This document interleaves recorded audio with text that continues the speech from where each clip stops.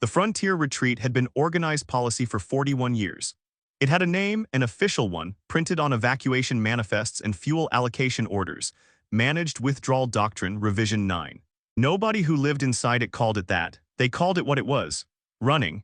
In 41 years, the Korath Ascendancy had pushed the retreat through 14 systems, not conquered, pushed. The Ascendancy did not appear to want human territory. It wanted human absence, and it was patient about acquiring it, advancing at a pace that never quite forced a final confrontation and never quite stopped either. 14 systems evacuated in order, their names kept on a memorial registry that the retreat's civilian population had stopped reading aloud sometime around System 9, because reading them aloud had started to feel like a countdown.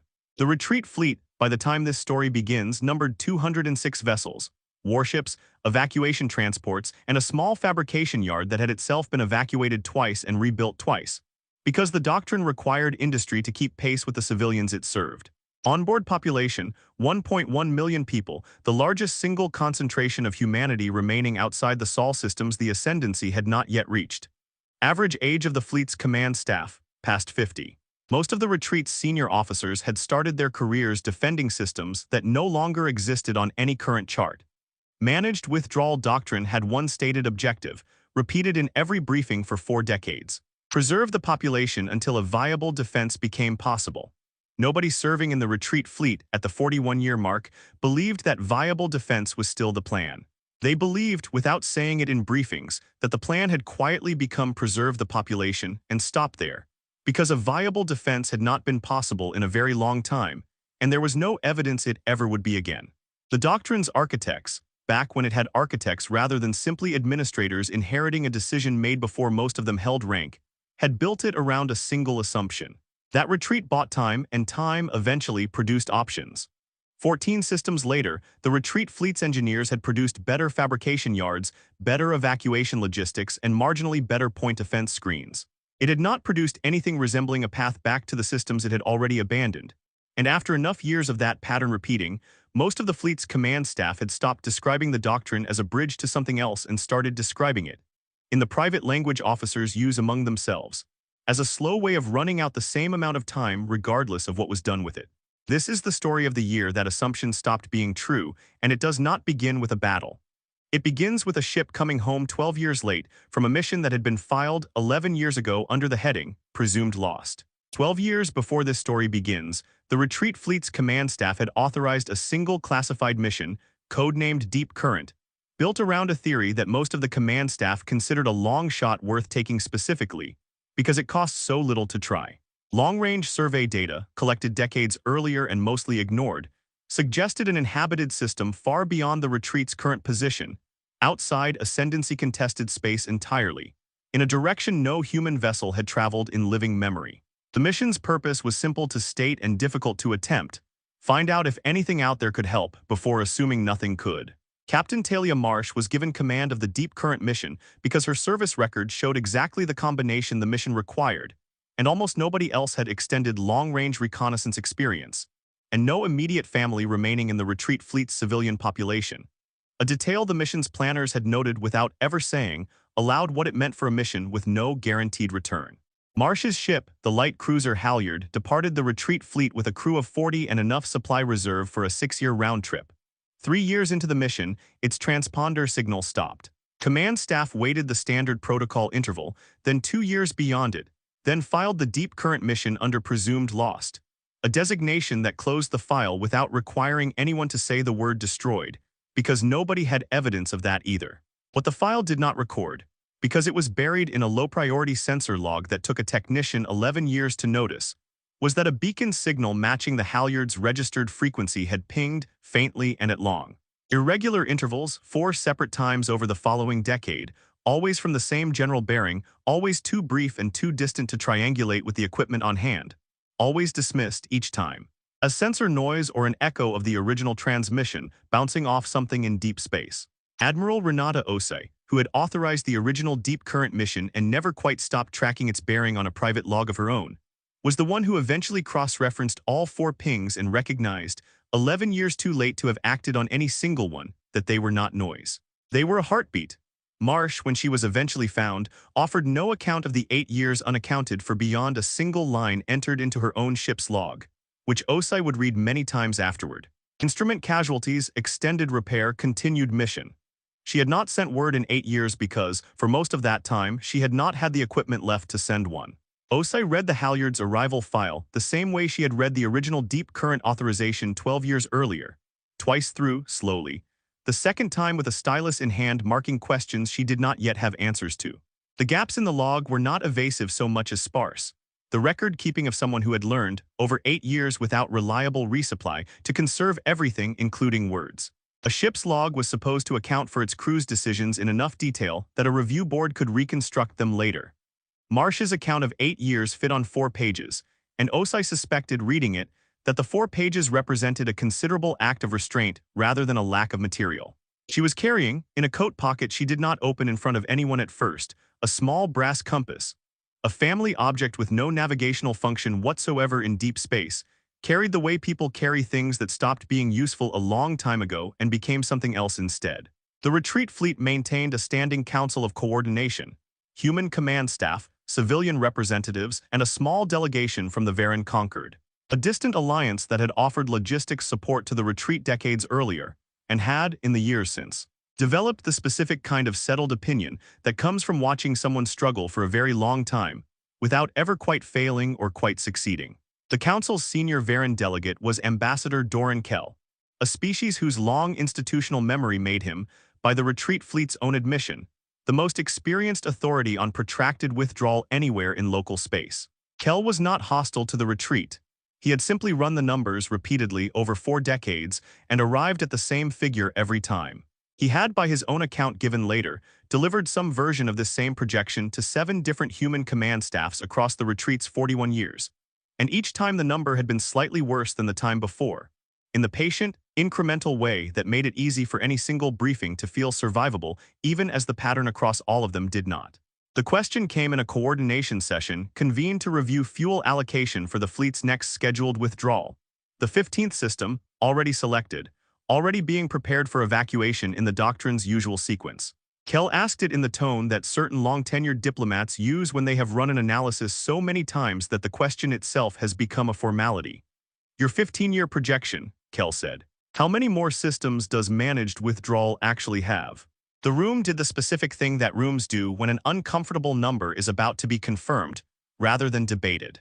Several officers exchanged the look of people who already knew the answer and had simply never said it in a session with minutes taken. Kell was not being unkind. He had watched 14 systems fall in order and was extending the retreat fleet the same courtesy he extended any long analysis. An honest number, delivered without theater. Admiral Osai did not answer immediately. She had spent the previous 6 hours reviewing a signal intercept that nobody else in the room had yet seen, and she had a specific reason for the delay that had nothing to do with not having a number. 3, said Captain Reyes Aldana, the fleet's logistics officer, filling the silence with the number Kell's own staff had already circulated informally. 3 more systems at current consumption rates. 4 if we accept rationing the fleet has been trying to avoid since System 11. Kell said that matched the Conquered's own projection. It was at that point that the comms officer at the edge of the room, who had been trying to get the Admiral's attention for the better part of a minute through the fleet's standard priority interrupt channel, was finally acknowledged. Admiral, the comms officer said, IFF beacon at the boundary marker, registration matches deep current, it's requesting approach clearance. Osai set down the data slate she had been holding. She did not ask for confirmation, or repeat the registration code back, or do any of the things a room half expects in that moment. She said 4 words, in the tone of someone stating a fact rather than making an announcement. We stop running, she said, clear them in. What arrived at the boundary marker over the following 6 hours was not, by any account later collected from the retreat fleet's own sensor logs, a single ship limping home. It was the halyard, badly patched and clearly rebuilt more than once. At the head of a formation, the fleet's sensors initially failed to fully resolve because nothing in the retreat's 41 years of ascendancy contact had prepared its classification software for what the formation actually was. The first resolved contact was a vessel roughly the size of the retreat's own flagship. Hull design unlike anything in any human or ascendancy database. Broadcasting an identification signal in a language the fleet's translation systems needed 4 minutes to parse. It was, once parsed, a formal greeting and an offer of escort. The second wave of contacts, resolving over the next hour as the formation closed distance, numbered 11 vessels of varying design, none of them human, all of them keeping precise formation around the halyard as though the smaller, battered human ship were the one being protected rather than the one doing the escorting. Fleet analysts, reviewing the sensor data afterward, noted that the formation's discipline suggested an alliance that had trained together for years, not a hastily assembled rescue party. The third piece of evidence was not a ship at all. It was a data packet the halyard transmitted ahead of its own arrival, containing 8 years of survey, negotiation, and treaty documentation. The actual record of what Marsh's crew had done during the years nobody at the retreat fleet had heard from them. The system Deep Current had been sent to find was real. It was populated, and its people, once contact was re-established after an initial and nearly disastrous misunderstanding in year 2 of the mission, had spent the following 6 years becoming, cautiously and by their own account for reasons that had as much to do with their own strategic interests as with sympathy, an ally.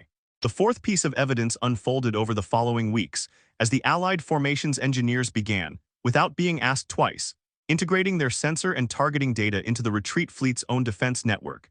A network that, for the first time in 41 years, showed a projected ascendancy advance timeline with a variable in it that had never appeared before. Resistance capable of actually holding a line, rather than merely slowing an inevitable one.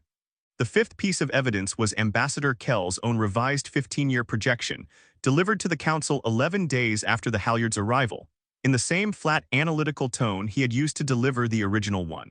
The new projection did not show 3 systems, or 4. It showed a number the Concord's own staff had needed to run twice because the first result seemed, in Kell's words, inconsistent with everything the Concord had modeled about this conflict for 4 decades.